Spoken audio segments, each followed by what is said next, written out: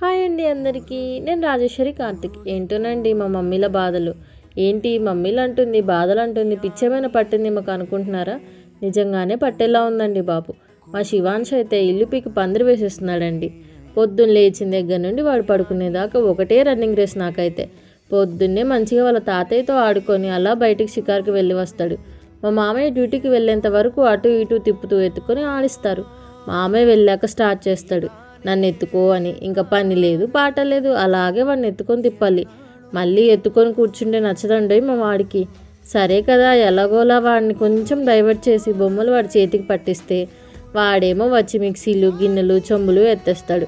నేను ఒక పక్క నుండి క్లీన్ చేసుకుంటూ రాను, వాడేమో ఇంకో పక్క నుండి పడేసుకుంటూ రాను. ఇదే సరిపోద్దండి మాకు రోజంతా. కానీ నాకు ఇలా శివుతో గడిపే ప్రతి ఒక్క మూమెంట్ కూడా మెమరబులే.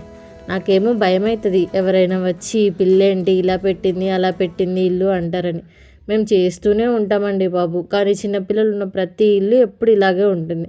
సో ప్లీజ్ ఎవరు జడ్జ్ చేయకండి. Thank you.